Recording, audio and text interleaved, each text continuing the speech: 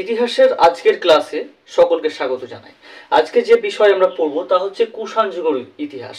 মৌর্য যুগের পরবর্তীকালে যে সমস্ত বিদেশি আক্রমণ হয়েছিল তার মধ্যে উল্লেখযোগ্য ছিল কুষাণরা। সেই কুষাণদের ইতিহাস আমরা পড়বো। আগে আমরা ব্যাকট্রিয় গ্রিক পড়েছি, শক এবং পার্থিয়ান পড়েছি। আজকে দেখব কুষাণদের ইতিহাস। দেখুন, বিদেশিদের মধ্যে সবচেয়ে উল্লেখযোগ্য যারা ছিল তারা হলো এই কুষাণরা। ভারতে আগত মৌর্য যুগের পরবর্তীকালে বিদেশিদের মধ্যে সবচেয়ে উল্লেখযোগ্য যারা ছিল তারা হচ্ছে কুষাণরা। ভারত এবং মধ্য এশিয়ার বিস্তীর্ণ অঞ্চলে এরা রাজ্য বিস্তার করেছিল। তারা যখন ভারতে আসে তারা শুধু ভারতে নয়, মধ্য এশিয়ার বিস্তীর্ণ অঞ্চলগুলোতে রাজ্য বিস্তার করেছিল। এরা ইউচি যাযাবর জাতি ছিল। এরা ছিল একটা ইউচি যাযাবর জাতি যারা চীনে বসবাস করত। কি জাতি? ইউচি যাযাবর জাতি যারা চীনে বসবাস করত। পরে কুষাণ নামে পরিচিত হয় এরা। প্রথমে ছিল এরা ইউচি একটি যাযাবর জাতি যারা এক জায়গা থেকে অন্য জায়গায় ঘুরে ঘুরে বসতি স্থাপন করত এবং সেখানে তারা থাকতো। পরবর্তীতে তারা কুষাণ নামে পরিচিত। আচ্ছা, কুষাণ বংশের প্রথম শাসক যে ছিলেন তার নাম হলো প্রথম কদফিসিস বা কুজুল কদফিসিস। এই প্রথম কদফিসিস বা কুজুল কদফিসিস হলেন কুষাণ যে শাসন তার প্রথম শাসক। ইনি বৌদ্ধ ধর্ম গ্রহণ করেছিলেন। ভীষণ ভীষণ ইম্পর্টেন্ট, এটি বৌদ্ধ ধর্ম গ্রহণ করেছিলেন। দ্বিতীয় শাসক যে ছিলেন তিনি হলেন দ্বিতীয় বা বিম কদফিসিস। দ্বিতীয় শাসক দ্বিতীয় কদফিসিস বা বিম কদফিসিস। এর সময়কালের ইম্পর্টেন্স বিষয় কি আছে? আর্থিক সমৃদ্ধি হচ্ছে তখন, মোটামুটি এরা ভারতে রাজত্ব করছে, মানে অর্থনৈতিক সচ্ছল বা অর্থনৈতিক উন্নতি ঘটছে। দ্বিতীয় হচ্ছে এর যে বিশাল যে ইম্পর্টেন্ট একটি বিষয় তা হলো যে স্বর্ণ মুদ্রা প্রচলন করেছিল। স্বর্ণ মুদ্রা, সোনার মুদ্রা প্রচলন করেছিল। এর মধ্যে এক্সেপশনাল যে বিষয়টা, তিনি হচ্ছেন যে শিবের উপাসক ছিল এবং উপাধি নিয়েছিল মহেশ্বর। কে? দ্বিতীয় বা বিম কদফিসিস। উপাধি ছিল মহেশ্বর এবং ছিলেন শিবের উপাসক। তাহলে কুষাণ যুগের প্রথম দুজন শাসক হলেন কে? প্রথম কদফিসিস বা কুজুল কদফিসিস এবং দ্বিতীয় শাসক হলেন দ্বিতীয় বা বিম কদফিসিস। এখন জানবো সর্বশ্রেষ্ঠ শাসক ছিলেন কুষাণ যুগের কনিষ্ক। কনিষ্কর নাম আমরা সবাই শুনে আছি। কনিষ্ক 78 খ্রিস্টাব্দে ইনি শকাব্দ প্রচলন করেন। 78 খ্রিস্টাব্দ ছিল এর রাজত্বকালের শুরু। স্মিথ একে বলেছেন দ্বিতীয় অশোক। স্মিথ, ঐতিহাসিক স্মিথ এই কনিষ্ককে বলেছেন দ্বিতীয় অশোক। মানে অশোক ছিলেন মৌর্য সাম্রাজ্যের মধ্যে সবচেয়ে বড় শাসক। মানে প্রাচীন ভারতের ইতিহাসে অশোক হচ্ছেন মহান শাসকদের পর্যায়ে পড়ে, মহান শাসক। তারই পর্যায়ে ফেলতে চাইছেন স্মিথ এই দ্বিতীয় কনিষ্ককে। দ্বিতীয় কনিষ্কের সময় যে মেন ইম্পর্টেন্ট বিষয় আমাদের খেয়াল রাখতে হবে তাহলে যে বৌদ্ধ সংগীতি হয়েছিল। কোন বৌদ্ধ সংগীতি?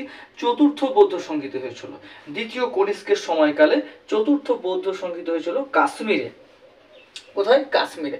3 মাস ধরে এই বৌদ্ধ সংগীতি চলেছিল। এই বৌদ্ধ সংগীতিতে মহাযান এবং হীনযান এই দুই নামে, এই দুই ভাগে বিভক্ত হয়ে যায় বৌদ্ধ ধর্ম। এক ভাগ হলো মহাযান, 2 নম্বর হলো হীনযান। তাহলে কোন বৌদ্ধ সংগীতিতে বৌদ্ধ ধর্ম দুই ভাগে বিভক্ত হয়ে যায় মহাযান এবং হীনযানে? তা হলো কাশ্মীরে অনুষ্ঠিত চতুর্থ বৌদ্ধ সংগীতিতে। যে বৌদ্ধ সংগীতের আয়োজন করেছিল কনিষ্ক। এই বৌদ্ধ সংগীতিতে বসুমিত্র রচনা করেন মহাবিভাষ্য। বসুমিত্র ছিলেন তখনকার সময়কালের পণ্ডিত মানুষ। এই বসুমিত্র রচনা করলেন মহাবিভাষ্য। বেশ, এই গেল কনিষ্কের বিষয়। কুষাণ রাজারা নিজেদের দেবতার পুত্র বলে মনে করত। মানে তারা দাবি করতো যে আমরা হলাম দেবতার পুত্র এবং ঈশ্বর বা যে গড যে আছেন তিনি তাদেরকে এই ধরাভূমে পাঠিয়েছেন শাসন করার জন্য। এরা কি করতেন? রেশম পথ অধিকার করে নিয়েছিল। কুষাণদের বিষয়ে আরো ইম্পর্টেন্ট যে প্রাচীন ভারতের কোন শাসকরা বিদেশ থেকে আসার পরে যাদের মধ্যে রেশম পথ কন্ট্রোলে চলে এসেছিল। যে রেশম পথ ভারতের উত্তর পশ্চিম অঞ্চলের উপর দিয়ে যে রেশম পথ ছিল, আচ্ছা সেই রেশম পথ প্রথম। আচ্ছা, কুষাণদের বিষয়ে জানা গেল যে প্রথম শাসক প্রথম কদফিসিস, দ্বিতীয় বা বিম কদফিসিস, তৃতীয় শাসক হলো কনিষ্ক। এই তিনটে ভীষণ ইম্পর্টেন্ট ছিল। এখন কুষাণ যুগের এই যে তাদের শাসনকাল, সেই শাসনকালের আরো কিছু বিষয় জেনে নেওয়া প্রয়োজন। যে এরাই প্রথম ভারতের স্বর্ণ মুদ্রা প্রচলন করে, মানে সোনার মুদ্রা প্রচলন করে। বৌদ্ধ ধর্মের প্রভাব মধ্য এশিয়ার জাতিগুলির মধ্যে ঐক্যবদ্ধতার ভাব নিয়ে আসে। দেখুন, বৌদ্ধ ধর্ম ছিল কি একটি প্রতিবাদী ধর্ম, যে ধর্ম বৈদিক ব্রাহ্মণ্য ধর্মের বিরুদ্ধে উঠে এসেছিল। সেই ধর্ম সম্রাট অশোকের সময়কালে ব্যাপক ছড়িয়ে পড়ে ভারতবর্ষ এবং ভারতের বাইরে। এখন এই কুষাণ যুগের সময়কালে এসেও কিন্তু সেই ধর্ম ব্যাপক ছড়িয়ে পড়তে শুরু করলো এবং মধ্য এশিয়ার জাতিগুলির মধ্যে ঐক্যবদ্ধ ভাব নিয়ে আসে। বৌদ্ধ ধর্মের যে হিংসা দূর, যে শান্তির বার্তা, সেই শান্তির বার্তা কিন্তু মধ্য এশিয়া জাতিগুলির মধ্যে ঐক্যবদ্ধ তার ভাব নিয়ে আসে। এখন এই সময়কালের আরও যে ইম্পর্টেন্ট বিষয় তা হলো সারনাথ, মথুরা, অমরাবতী, গান্ধার শিল্প রীতির উদ্ভব ঘটলো। সারনাথ, মথুরা, অমরাবতী এবং গান্ধার শিল্প রীতির উদ্ভব ঘটেছিল কোন সময়কালে? কুষাণ যুগে। অশ্বঘোষ রচনা করেন বুদ্ধচরিত। এই সময় কুষাণ যুগের সময়কালটিতে ভারতের যে সমস্ত পণ্ডিত মানুষরা বা কোনো কোনো ডিপার্টমেন্টে তারা যে এক্সপার্ট ভাবে উঠে এসেছিল, সেই সমস্ত কিছু মানুষ থেকে এখন জানতে যখন যাব আমরা, তখন দেখতে পাচ্ছি যে অশ্বঘোষ রচনা করছে বুদ্ধচরিত। নাগার্জুন রচনা করেছিল মাধ্যমিক সূত্র, নাগার্জুনের রচনা মাধ্যমিক সূত্র। সুশ্রত নামে ছিলেন একজন, যিনি ছিলেন শল্য চিকিৎসক। সুশ্রত ছিলেন শল্য চিকিৎসক। মাথুর বলে একজন ব্যক্তি ছিলেন, তিনি ছিলেন রাজনীতিবিদ। মাথুর ছিলেন রাজনীতিবিদ। চড়ক রচনা করেন চড়ক সংহিতা। এই কয়েকটি বই প্রাচীন ভারতের ইতিহাসে খুব ভীষণ ভীষণ ইম্পর্টেন্ট তথ্য রাখে। কুষাণ রাজারা নিজেদের দেবতার পুত্র বলে দাবি করত। এখানে আমরা দেখলাম যে দেবতার পুত্র, দেবতাদের পুত্র বলে তারা দাবি করত।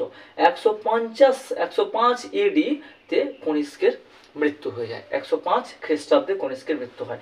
এখন কিভাবে চীনের সঙ্গে এর যুদ্ধ হয়েছিল? চীনের সম্রাট হোতি এর কাছে এই কনিষ্ক পরাজিত হয়। মৌর্যদের পর কিছুটা অস্থিরতা মুক্ত হয় ভারতে। দেখুন, যে জায়গাতে শাসক থাকবে না, সঠিক শক্তিশালী শাসক থাকবে না, সেই জায়গা দুর্বল হবেই। সেই জায়গাতে কোনো আইন শৃঙ্খলা কাজ করবে না, যেটি ঘটছিল মৌর্যদের পরবর্তীকালে। তাই মৌর্যদের পরবর্তীকালে যখন এই কুষাণ সাম্রাজ্য প্রতিষ্ঠা হলো, সেই সময়টা ভারতে মোটামুটি কিছুটা অস্থিরতা মুক্ত হয়েছিল বা একটু স্থিতিশীলতা বজায় ছিল, সমাজ ব্যবস্থা মোটামুটি ঠিকঠাক চলছিল। কনিষ্কের পরে সিংহাসনে বসেন বাশিষ্ক, তারপরে হুবিষ্ক, তারপরে দ্বিতীয় কনিষ্ক। কনিষ্কের পর বাশিষ্ক, হুবিষ্ক, দ্বিতীয় কনিষ্ক এবং তার পরবর্তীকালে বাসুদেব। বাসুদেবের পরে কুষাণ সাম্রাজ্যের পতন ঘটে যায়। এই কুষাণ সাম্রাজ্যের ইতিহাস পড়তে গিয়ে দেখতে পাচ্ছি যে কাশ্যপ মাতঙ্গ এবং ধর্মরত্ন, কাশ্যপ মাতঙ্গ এবং ধর্মরত্ন এই দুজন চীনে গেছিলেন বৌদ্ধ ধর্ম প্রচার করতে। কুষাণদের সময়কালে কাশ্যপ মাতঙ্গ এবং ধর্মরত্ন এরা দুজন গেছিলেন চীনে ধর্ম বা বৌদ্ধ ধর্ম প্রচার করার জন্য। তাহলে কুষাণ যুগের ইতিহাস, মৌর্য যুগের পরবর্তীকালে এরা আসে। যাযাবর জাতি ছিল এবং ভারত এবং মধ্য এশিয়ার বিস্তীর্ণ অঞ্চলে তারা বসবাস করে। আর ইউচি যাযাবর জাতি যারা চীনে বসবাস করতো, তারা পরবর্তীকালে কুষাণ নামে পরিচিত ছিল। প্রথম কদফিসিস প্রথম শাসক, দ্বিতীয় বা ভীম কদফিসিস ছিল দ্বিতীয় শাসক এবং সর্বশ্রেষ্ঠ শাসক ছিলেন কনিষ্ক। এই ছিল আজকের কুষাণ বংশের ইতিহাস। আজকের ক্লাস এই পর্যন্তই। দেখা হচ্ছে পরবর্তী ক্লাসে, পরবর্তী ইতিহাসে। ধন্যবাদ, ভালো থাকবেন।